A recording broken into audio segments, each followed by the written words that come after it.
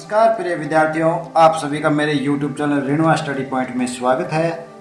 आज के इस वीडियो में सूत्र प्रावर्त्य योजित विधि से भाग कैसे किया जाता है इसको सीखेंगे। कक्षा 10 के गणित विषय की प्रश्नावली प्रथम का प्रश्न संख्या 16 हल करते हैं। प्रश्न संख्या 16 है 1154 भाग 103 प्रावर्त्य योजित विधि से इसको हल करना है। इससे पहले जब प्रश्नावली एक शुरू की थी उस समय निखिलम विधि से भाग था। निखिलम विधि और प्रावर्त्य योजित विधि में अंतर इतना है कि निखिलम विधि होती है उसमें भाजक छोटा होता है और प्रावर्त्य योजित विधि में भाजक आधार से बड़ा होता है। तो सबसे पहले आपको इस तरफ क्या लिख लेना है, भाजक लिख लेना है। भाजक कितना है यहाँ पे 103, आधार कितना है 103 किसके निकट है वो लिखेंगे। आधार है यहाँ 100, तब यहाँ पे आपको विचलन लिखना है। विचलन का अर्थ है कि ये 100 आधार से कितना अधिक है या कम है। अधिक है तो प्लस का लगाएंगे, कम है तो माइनस का। यहाँ अपने अधिक है इसलिए +03 विचलन आ गया। अब 3 खंड बनाने हैं, प्रथम खंड, मध्य खंड और अंतिम खंड। प्रथम खंड में क्या लिखना है, भाजक लिखना है। सबसे ऊपर 103, भाजक के नीचे क्या लिखना है आपको, विचलन लिखना है। देखिए निखिलम विधि में यहाँ पूरक अंक लिखते थे, यहाँ पर क्या लिखना है, विचलन लिखना है। विचलन प्लस में है तो +03। विचलन के नीचे लिखना है कि नया नाम है प्रावर्तित अंक। प्रावर्तित अंक। अब प्रावर्तित अंक क्या होता है कि जो आपका विचलन आया है उसका चिन्ह बदलना है। विचलन अगर धनात्मक में है तो प्रावर्तित अंक में संख्या वही रहेगी, चिन्ह क्या हो जाएगा, माइनस हो जाएगा। तो यहाँ देखिए +03 है तो प्रावर्तित अंक हो गया 0 माइनस का और 3 भी माइनस का। 0 पे प्लस और माइनस सेम होते हैं इसलिए लिखने की आवश्यकता नहीं है। अब देखिए भाजक लिख दिया। भाज्य को कैसे लिखेंगे कि आधार में जितने शून्य होते हैं भाज्य के अंतिम अंक, अंतिम उतने ही अंक। जैसे यहाँ आधार में 2 शून्य है तो इनको 2 अंकों को अंतिम खंडों में लिख दिया और शेष अंकों को मध्य खंड में लिख देते हैं। इस तरह से आपको ये अरेंजमेंट करनी है। उसके बाद प्रश्न जब हल करेंगे तो अब इकाई जो अंक है भाज्य का उसको वैसा का वैसा नीचे उतार लेंगे। यहाँ पे भागफल आएगा, यहाँ पे शेषफल आएगा। अब क्या करना होता है, प्रोसेस ध्यान रखना कि जो भागफल अपने इकाई अंक को नीचे उतारा है उसको प्रावर्तित अंक से गुना करना है और इकाई एक एक अंक के नीचे उन अंकों को लिखते जाना है और तब तक लिखेंगे जब तक इस अंतिम अंक के नीचे आपका गुणनफल का कोई अंक नहीं आ जाए। तो अब ध्यान देना है कि 1 को 0,3 से गुना करना है तो पहले 1 को 0 से गुना करेंगे उसको यहाँ लिखेंगे और फिर 1 को -3 से गुना करेंगे उसको यहाँ लिखेंगे। तो 1 को 0 से गुना किया क्या आया 0 और 1 को -3 से गुना किया क्या आया -3। यहाँ माइनस में विनकुलम के रूप में लिखना है आपको। यहाँ जो माइनस है वो विनकुलम के रूप में दर्शाना है। तो यहाँ देखिए 1 और 0 क्या हो गई, 1 और 0 को जोड़ दिया। तो अब आगे देखिए 1 का फिर अपने गुना करेंगे, किसके साथ गुना करेंगे, 1 को 0 से करेंगे तो यहाँ क्या आ जाएगा 0 और 1 को -3 से गुना करेंगे तो यहाँ क्या आ गया -3। देखिए अंतिम अंक 4 के नीचे आ गया, अंतिम अंक के नीचे ये लिख दिया। अब आपने आगे इसको गुना नहीं करना है। अब क्या करेंगे, अंतिम खंड के अंदर इनको जोड़ देंगे। 4 प्लस का और 3 क्या है माइनस का, तो शेष क्या बचेगा 1। 5 प्लस का और 3 माइनस का तो शेष क्या बचेगा 2। तीसरे खंड में शेषफल होता है। यहाँ आपको ये देख लेना है कि ये जो शेषफल है 21 ये भाजक से कम है या अधिक है। कम है तब तो इसे शेषफल रहेगा, अगर अधिक है तब यहाँ प्रक्रिया आगे और करनी पड़ेगी। तो यहाँ पे अपना शेषफल 103 से कम है इसलिए ये क्या कहलाता है शेषफल। अपना भाग पूरा हो गया और मध्य के खंड क्या कहलाते हैं भागफल। यानी कि इस प्रश्न में 11 भागफल और 21 शेषफल हो जाएगा। इस तरह से ये हल करना है। आइए अब नेक्स्ट प्रश्न, क्वेश्चन नंबर 17। 1358 में भाग देना है 113 का। सेम 3 खंड बनाएंगे। इस तरफ क्या लिख लेते हैं, पहले भाजक कितना है अपने पास 113, आधार कितना होगा 100 के निकट है तो आधार क्या होगा 100, और विचलन क्या है 100 से ज़्यादा है, इसलिए विचलन किस में आएगा प्लस में, क्या है 13। अब क्या करते हैं, प्रथम खंड में यहाँ पे क्या लिखते हैं, भाजक लिखेंगे, वो कितना है 113।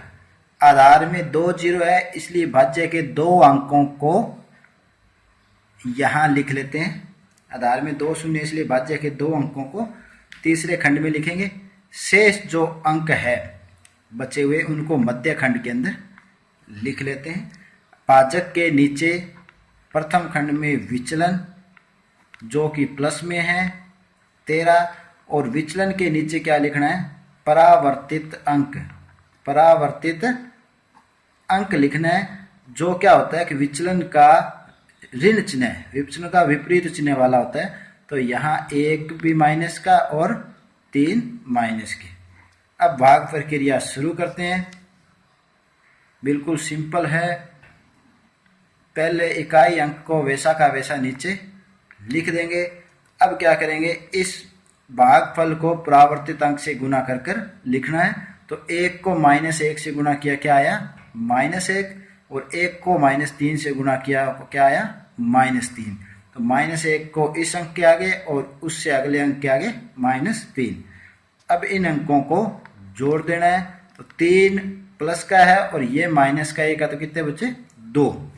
अब वापस वही प्रक्रिया दोहराएंगे, 2 को परावर्तित अंक से गुना करेंगे। तो 2 को -1 से गुना किया, क्या आया -2, और 2 को -3 से गुना किया, क्या आया -6। तो यहाँ पर जब यहाँ तक अंक लिख दे, अंतिम अंक के नीचे अगर अपने गुना करके अंक लिख देते हैं, उसके बाद ये गुना करने वाली प्रक्रिया रोक देनी है। अब इनको जोड़ देना है। तो 8 प्लस के और 6 माइनस के क्या बचे 2, 5 प्लस के हैं और इधर ये माइनस माइनस पहले जोड़ लीजिए। 3 माइनस और 2 माइनस के कितने हो गए, -5। -5 और प्लस के 5 कितने हो गए 0। तो यहाँ ये जो 0,2 है वो भाजक से छोटा है, अतः ये अपना शेषफल हो जाता है। 0,2 क्या आ गया शेषफल, और जो 12 है वो क्या है भागफल। इस तरह से ये आपका प्रश्न हल हो जाता है। अब प्रश्न संख्या 18। प्रश्न संख्या 18 क्या है,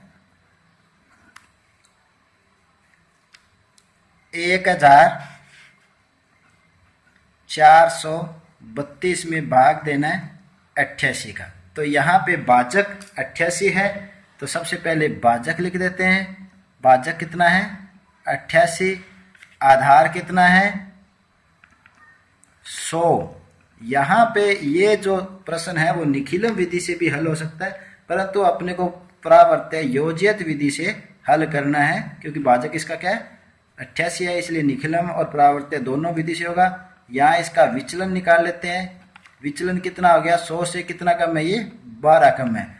तो ये क्या है विचलन इसका ऋणात्मक विचलन। सबसे पहले 3 खंड बनाते हैं, इस तरह से 3 खंड बनाएंगे। प्रथम खंड में भाजक लिखते हैं। भाजक कितना है 88। भाजक के नीचे क्या लिखेंगे विचलन। विचलन किस में है माइनस में, -12। और विचलन के नीचे क्या लिखते हैं परावर्तित अंक। विचलन के नीचे क्या लिखेंगे परावर्तित अंक। परावर्तित अंक विचलन का विपरीत चिन्ह वाला होता है। तो विचलन माइनस में है तो परावर्तित अंक किस में हो जाएंगे प्लस में हो जाएंगे, यानी कि +12। ये क्या हो गया +12। अब आगे देखिए, भाज्य के अंकों को इन खंडों में व्यवस्थित करना है। वो कैसे करते हैं कि भाज्य के आधार के अंदर 2 शून्य हैं, इसलिए भाज्य के अंतिम 2 अंकों को तीसरे खंड में लिखेंगे और शेष अंकों को मध्य खंड में लिख देते हैं। अब भाग प्रक्रिया शुरू करते हैं। तो पहले इकाई अंक है उसको वैसा का वैसा भागफल में नीचे उतार लेते हैं। अब जो भागफल 1 है इसको परावर्तित अंक से गुना करके यहाँ लिखते हैं। तो 1 को 1 से गुना किया 1, 1 को 2 से गुना किया 2। अब यहाँ पे इनका योग कर लीजिए, 4 और 1 5, यहाँ पे जुड़ेगी क्योंकि दोनों क्या है प्लस में है। अब 5 को 12 से फिर गुना करके यहाँ लिखना है, 5 एकम 5, और इधर 5 को 2 से गुणा करेंगे तो 5 दूना 10। इस तरह से आपको गुणा करना है, इकाई एक एक अंक लेके गुणा करना है। सीधा 12 को 5 से गुणा नहीं करना, 5 को 1 से पहले करेंगे, उसको पहले अंक के नीचे लिख देंगे, और 5 को 2 से करके आगे वाले अंक के नीचे लिख देते हैं। अब देखिए इनका जब अंतिम अंक के नीचे अपने गुणा करके अंक लिख देते हैं, उसके बाद ये गुणा वाली प्रक्रिया बंद कर देनी है। अब इनका जोड़ कर लेते हैं। 2 और 10 कितने हो गए 12, 12 का क्या लिखेंगे 2, वो एक अंशिल है वो इसमें जोड़ दो, 5 और 1 6, 2 8 और 3 11। तो यहाँ पे देखिए तीसरे खंड में हमेशा क्या आता है शेषफल, परंतु यहाँ जो शेषफल है 112 वो अपने भाजक से अधिक है, इसलिए इस भाग को थोड़ा आगे बढ़ाना पड़ेगा। वो कैसे बढ़ाएंगे कि ये अंक है 1, इसको अपने को इस खंड के अंदर भागफल वाले के अंदर लाना है, यानी कि इसमें जोड़ देना है। तो प्लस का 1 यहाँ जोड़ देंगे। अब ये जितने अंक इधर से इधर आए हैं सैकड़ा वाला अंक लाना है, और जो जितने अंक सैकड़ा वाले में अगर यहाँ 2 होता तो यहाँ 2 आता, तो जितने अंक यहाँ आए हैं इसको अब 12 से गुना करके इनके नीचे लिखना है। तो 1 को पहले 1 से गुना करेंगे 1, और 1 को 2 से गुना करेंगे 2। अब इनका क्या कर देना है योग कर देना है। तो यहाँ देखिए 2 और 2 4, 1 और 1 2, और इधर 5 और 1 6 और 1। तो इसका अर्थ हो गया अपने पास 16 क्या आ गया भागफल, और शेषफल क्या हो गया 24 आया है। शेषफल 24 आया जो कि 88 से कम है, इसलिए इसको अपने शेषफल रखेंगे। अब प्रश्न संख्या 19। प्रश्न संख्या 19 को कैसे हल करते हैं ये देखिए। 14,885, 14,885 में भाग देना है अपने को 123 का। सेम प्रोसेस फॉलो करेंगे और 2-4 बार ये इन प्रश्नों का अभ्यास करोगे, आपके अच्छी तरह ये समझ आ जाएंगे और इनको आप कभी भी कर सकते हो। भाजक 123, आधार क्या हो गया 100, क्योंकि 100 के ये निकट है, और यहाँ पे विचलन इसका क्या हो जाएगा 100 से ज़्यादा है, इसलिए प्लस में, और कितना ज़्यादा है 23 ज़्यादा है। अब देखिए यहाँ पर इसके 3 खंड बनाएंगे। प्रथम खंड में क्या लिखते हैं भाजक लिखेंगे। पहले सबसे पहले यहाँ पे क्या लिखेंगे भाजक, भाजक अपने कितना है 123। भाजक के नीचे क्या लिखेंगे विचलन, विचलन क्या है प्लस में 23, और विचलन के नीचे लिखते हैं परावर्तित अंक, परावर्तित अंक, और निखिलम में वहाँ क्या लेते थे अपने पूरक अंक लेते थे। तो यहाँ परावर्तित अंक विचलन अगर प्लस में है तो परावर्तित अंक क्या हो जाएगा माइनस में। तो 2 माइनस यहाँ विनकुलम के रूप में लिखेंगे और 3 विनकुलम, यानी कि 3 भी माइनस का। अब आधार में जितने अंक है भाज्य के उतने ही अंक तीसरे खंड में लिख देंगे, और शेष अंकों को मध्य खंड के अंदर लिख दिया जाता है। ये सब लिखने के बाद आपको इकाई अंक को वैसा का वैसा भागफल में उतार लेना है। अब परावर्तित अंक और भागफल को गुना करते हुए प्रोसेस दोहराते रहना, और कब तक दोहराएंगे कि जब अपने परावर्तित अंक और भागफल को गुणा करें और अंतिम अंक इसके नीचे लिख देंगे। 5 के नीचे जब अंतिम अंक आएगा तब अपनी ये प्रोसेस पूरी हो जाएगी। तो देखिए 1 को 2 विनकुलम यानी -2 से गुणा किया तो क्या आ गया -2, और 1 को -3 से गुणा किया तो क्या आ गया -3। एक अंक के नीचे एक अंक ही लिखना है। तो 4 प्लस का और 2 माइनस का, तो क्या बचा 2। अब वापस गुणा करेंगे, 2 को 2 विनकुलम से करेंगे, वो उत्तर यहाँ लिखेंगे। तो 2 दूना 4 विनकुलम, और 2 को 3 से गुणा करेंगे तो 2 तिया 6 विनकुलम, इसके आगे वाले अंक के नीचे। अब इन अंकों का योग कर दीजिए। 3 माइनस का और 4 माइनस का 7 हो गए, 7 माइनस के हो गए, 8 प्लस के हो गए, तो कितने बच गए 1। अब आगे फिर गुणा करेंगे, 1 को 2 विनकुलम से करेंगे तो 2 विनकुलम, और 1 को 3 विनकुलम से करेंगे तो 3 विनकुलम। यहाँ देखिए ये अंक अंतिम अंक के नीचे आ गया, इसलिए ये गुणा वाली प्रोसेस अब आगे नहीं करेंगे। अब अंतिम अंकों में इनको जोड़कर लिखना है। तो 5 प्लस का 3 माइनस का क्या बचा, 2, और यहाँ 6 माइनस और 2 माइनस 8 माइनस के हो गए, 8 ही प्लस के हो गए, तो ये 0 बचे। तो यहाँ पे देखिए मध्य खंड में अपने पास 121 आया, वो तो है भागफल, और अंतिम खंड में क्या आया है, 0,2 आया, ये शेषफल। इसमें आगे भाग नहीं बढ़ाना, जैसा कि पिछले प्रश्न में बढ़ाया था। क्यों नहीं बढ़ाना, कि यहाँ शेषफल 0,2 इसके भाजक से कम है। तो उम्मीद करता हूँ कि आपको ये वीडियो में जितने भी प्रश्न आपको कराए हैं वो अच्छी तरह से आपके समझ आए होंगे। वीडियो को 2-4 बार रिवाइज करके देख के दोहरा लें अगर कहीं कोई समस्या आ रही है। तो आज के लिए इतना ही, मिलते हैं अगले वीडियो में नए टॉपिक के साथ। धन्यवाद।